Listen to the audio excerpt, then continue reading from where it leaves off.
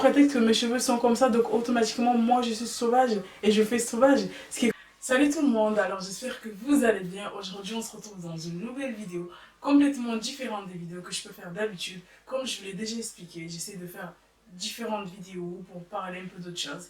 Et aujourd'hui j'ai décidé de vous parler de tout ce qui est cheveux afro. Donc, en fait, j'ai décidé de vous faire cette vidéo parce que, en fait, sur ma dernière vidéo, comme vous avez pu le constater, j'ai les cheveux beaucoup plus volumineux que dans mes autres vidéos. En fait, moi-même, au moment où j'ai démêlé mes cheveux, je me suis rendu compte que je ne faisais, que je passais pas assez le peigne afro pour avoir le maximum de volume et ça m'avait beaucoup surpris, surtout quand je faisais des wash and go. Dans cette vidéo, je vais essayer de vous motiver et de vous aider à revenir au naturel parce que c'est ce qui représente totalement la femme noire. Donc sans tarder, on va commencer de suite. Alors, en première partie, je vais vous expliquer enfin, je vais pas dire des insultes, mais les propos que j'ai pu avoir envers mes cheveux crépus depuis que je suis revenue au naturel, etc. Pour vous montrer que la société n'a pas complètement l'habitude de voir des femmes noires avec leurs cheveux naturels. Cette vidéo, c'est de vous faire comprendre que si nous-mêmes, on ne se prend pas en main et qu'on ne décide pas de faire les choses correctement, la société ne va pas faire des efforts pour s'améliorer sur certains points. Donc, on va commencer par, comme je vous ai dit, des choses que j'ai pu entendre depuis que je suis au naturel.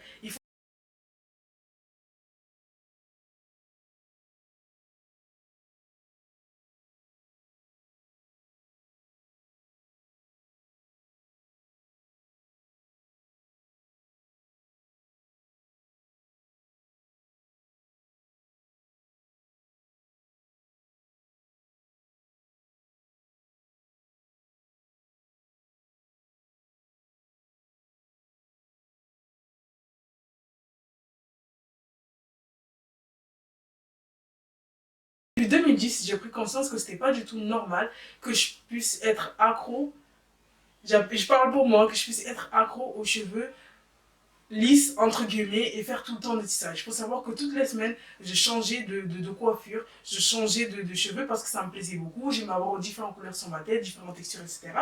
Et quand je suis tombée sur YouTube, j'ai vu des filles, des américaines au naturel, avec leurs cheveux naturels, et j'ai été tellement impressionnée et étonnée de ce qu'on pouvait faire avec les cheveux crépus. C'est magnifique. En fait, au début, j'appréhendais beaucoup parce que je me disais mais attends, on peut pas faire beaucoup de coiffures, ils sont indisciplinés parce que c'est ce qu'on nous montre partout, que ce soit dans les produits capillaires. Maintenant ça commence à changer un peu, mais avant c'était souvent le cas. Si vous avez remarqué, dès qu'on parle des cheveux bouclés à crépus, automatiquement on l'associe avec un cheveu indiscipliné, difficile à coiffer, etc. Ce qui est totalement faux. Un cheveu crépus, bouclé ou même ondulé est très facile à coiffer. Il suffit d'avoir une routine assez correcte et savoir en prendre soin.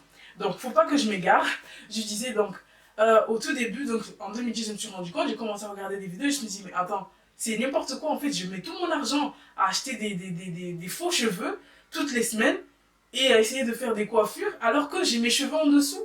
Ce qui est complètement ridicule en fait. À quoi ça sert de cacher ma nature de cheveux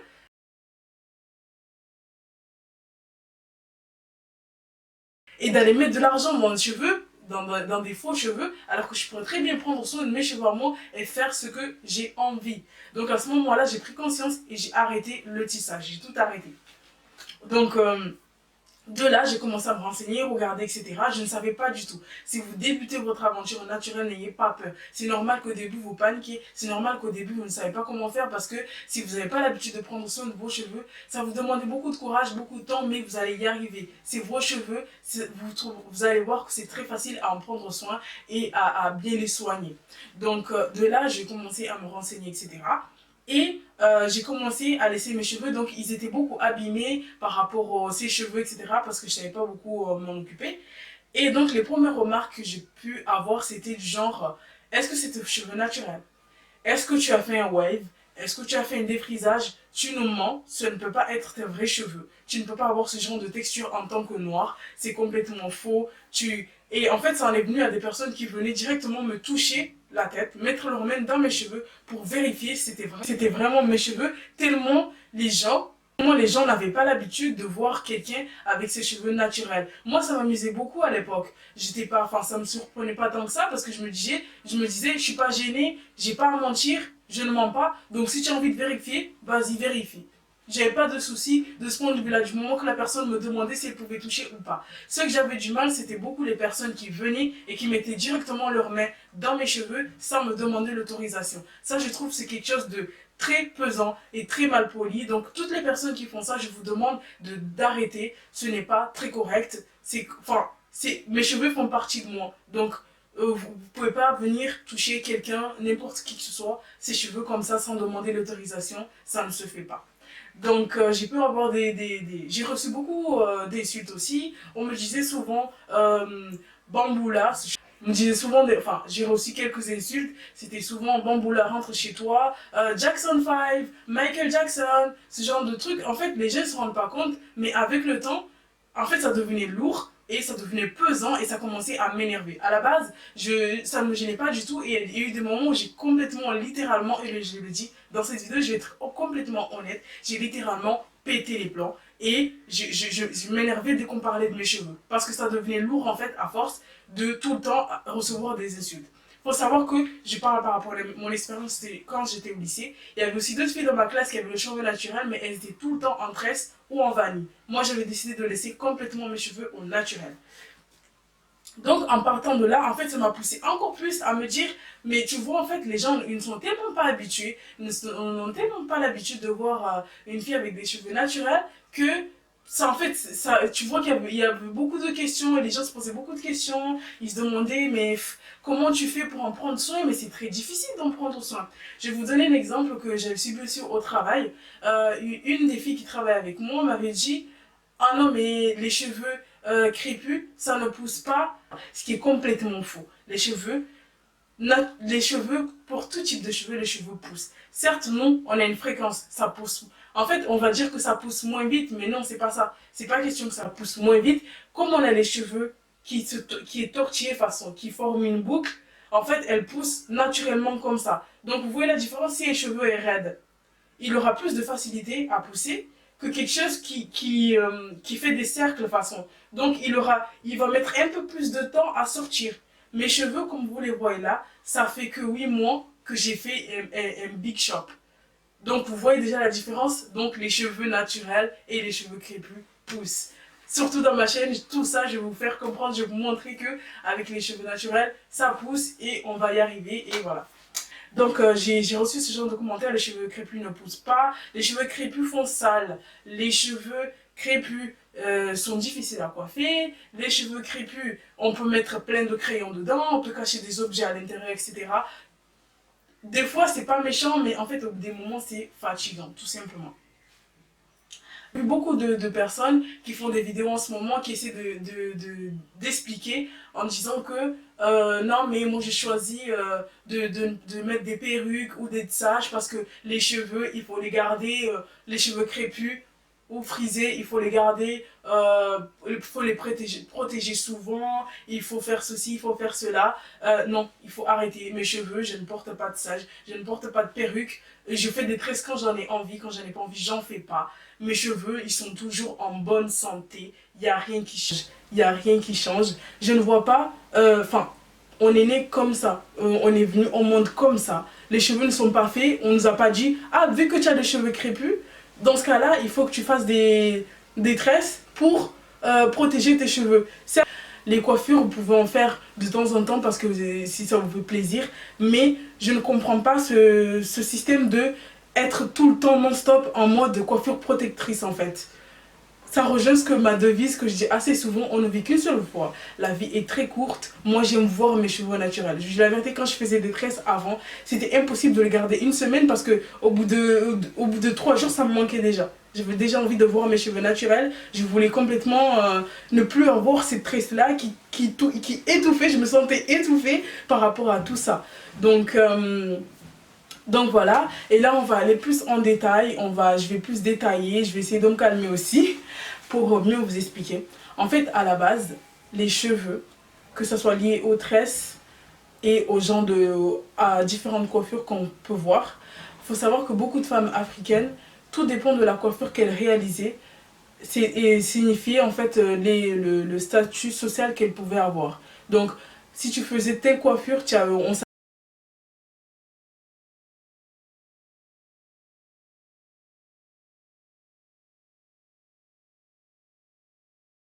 savais exactement ce que tu faisais dans la vie, ce que tu avais comme pouvoir, etc.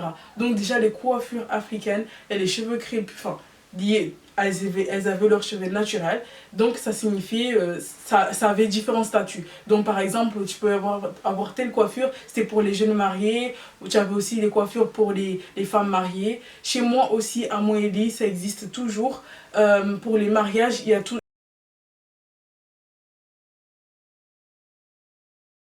souvent les mêmes coiffures qui reviennent, ce qui signifie que tu passes de jeune fille à une femme, tout simplement. Donc voilà.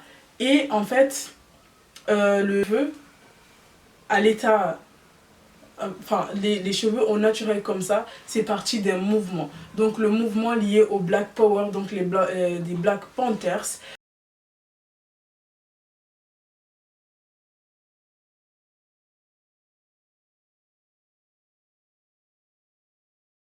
Donc vous avez Angela,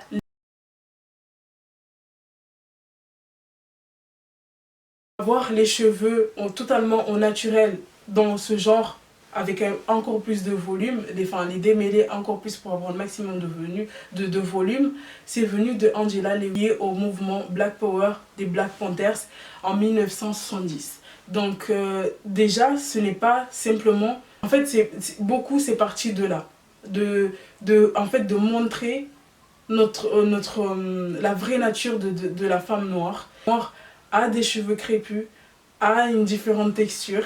Donc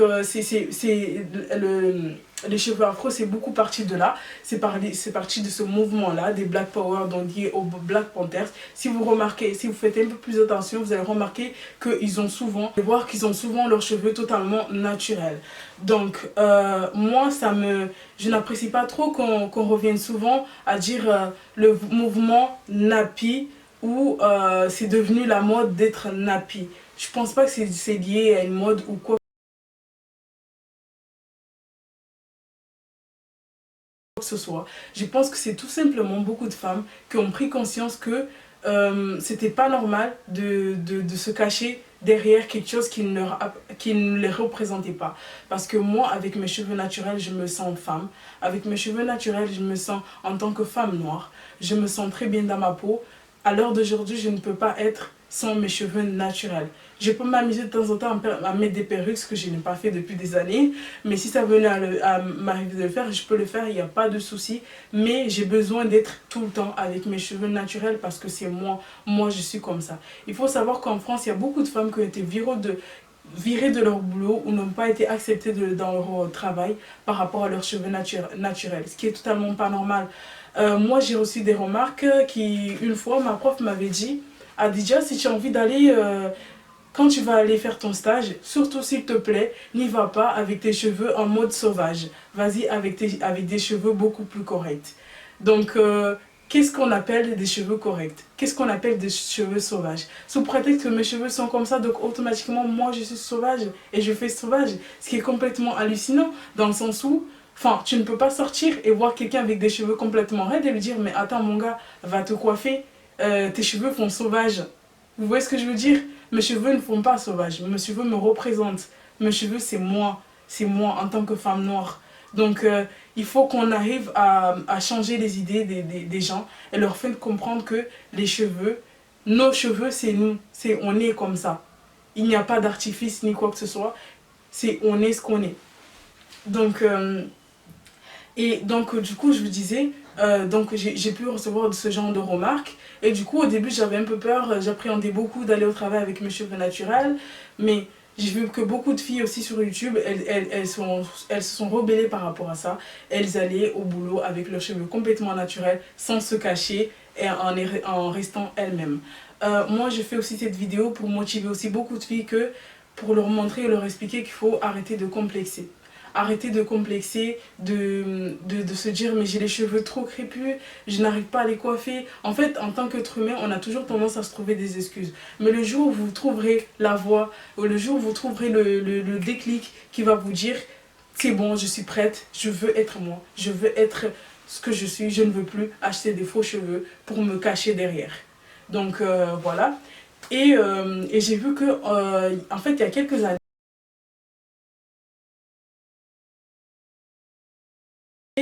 qui a voulu montrer que pour les cheveux, il y a plusieurs types de cheveux.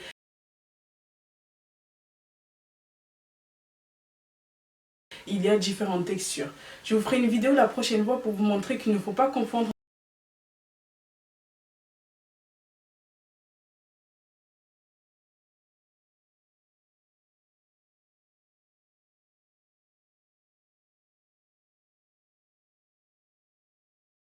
qu'en ce moment il y a beaucoup de polémiques là-dessus, que dès qu'on a des cheveux un peu plus bouclés,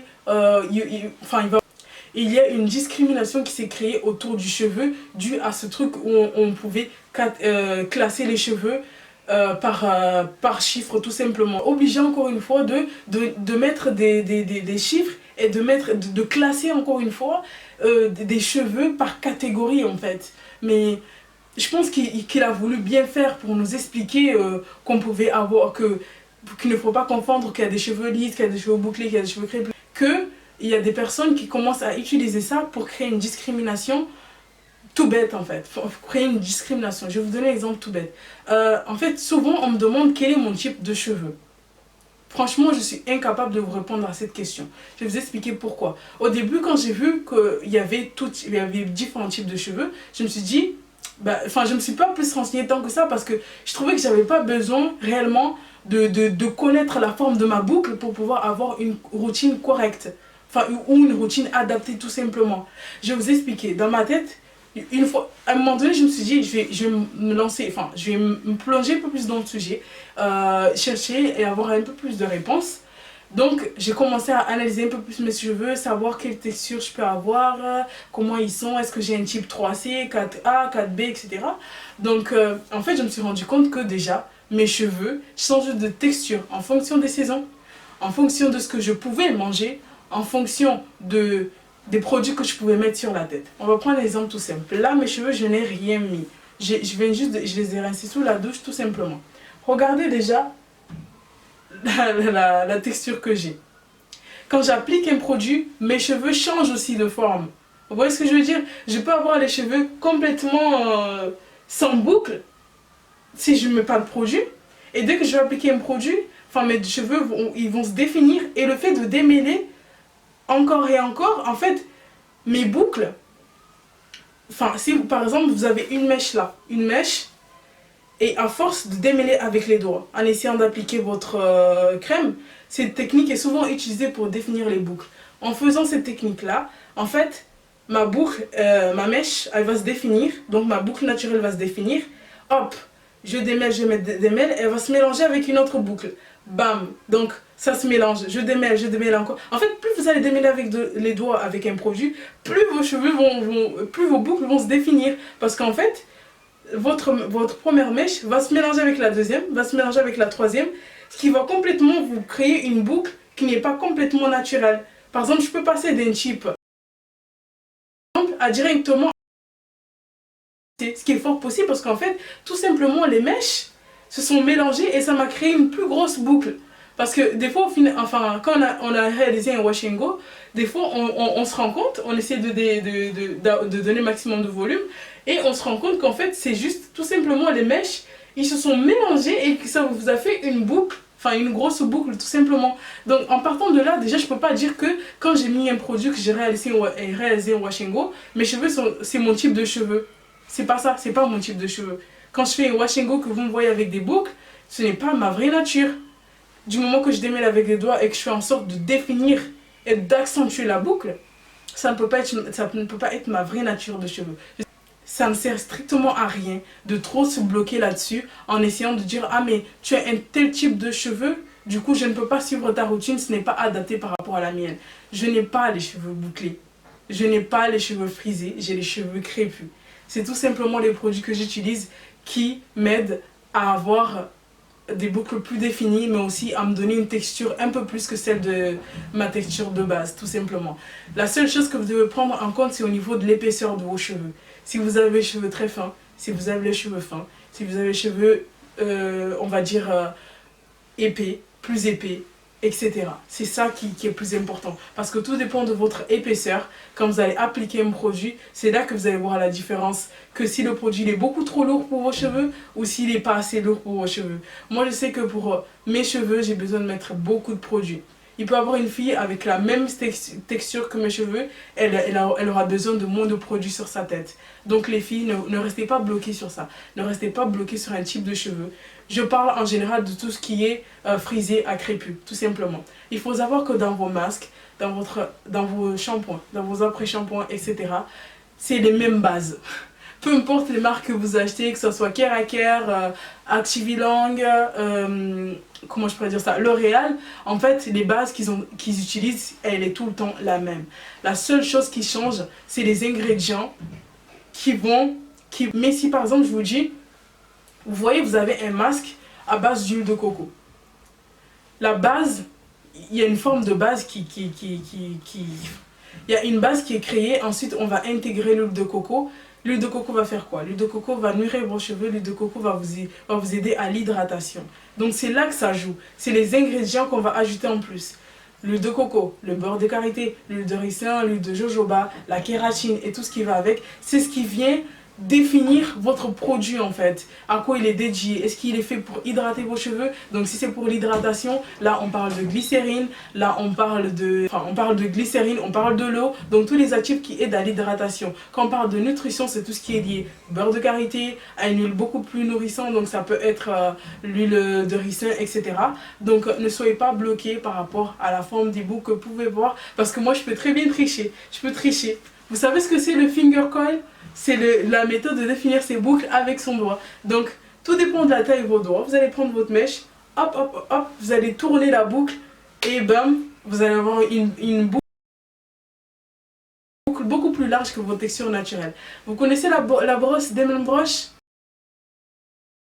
Demon Brush? Non, comment on dit en anglais? C'est Demon Brush, un truc comme ça. Bref, je vous mettrai la photo par là. Vous utilisez cette brosse.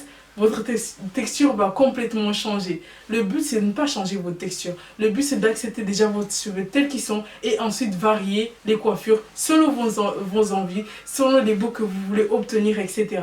Donc, acceptez d'avoir votre cheveu naturel et ensuite passer à autre chose. C'est tout ce que je vous demande. Donc, ne soyez pas complexés.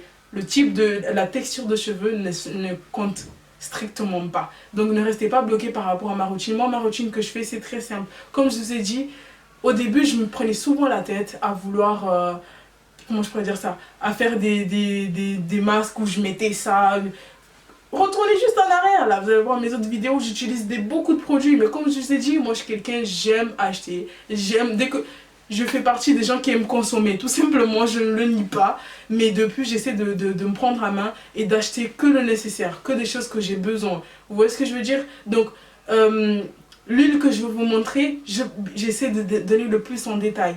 Que ce soit l'huile de Jamaican Black Castor Oil, en fait, c'est juste de l'huile de ricin. Mais on appelle ça l'huile de ricin noir parce qu'elle est pressée différemment. C'est pour ça que sa couleur change, en fait. Elle est un peu marron noir, on va dire.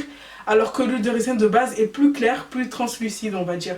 Donc, cette huile-là est pour tout type de cheveux. Vous pouvez avoir les cheveux lisses, vous pouvez avoir les cheveux crépus, vous pouvez avoir les cheveux frisés, bouclés, vous pouvez l'utiliser. C'est fait pour vous. Ne restez pas bloqué. C'est la quantité que vous allez utiliser qui va jouer, mais aussi, moi je parle à partir des boucles. Hein. À partir des boucles, parce qu'un cheveu lisse n'a pas besoin d'un produit, d'un leave-in par exemple. Vous voyez ce que je veux dire? Donc, voilà.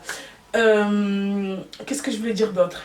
Donc ne soyez pas complexés, ne soyez pas bloqués. Dans mes vidéos, tous les produits que j'utilise, peu importe votre type de cheveux, vous pouvez l'utiliser. Que vous ayez les cheveux crépus, bouclés, frisés, vous pouvez utiliser. Si vous avez les cheveux lisses, que vous avez des problèmes au niveau de votre cuir chevelu, que ça ne pousse pas, etc., l'huile que j'utilise, le Jamaican Black Castor est fait pour vous, vous pouvez aussi l'utiliser. Il n'y a pas de souci là-dessus.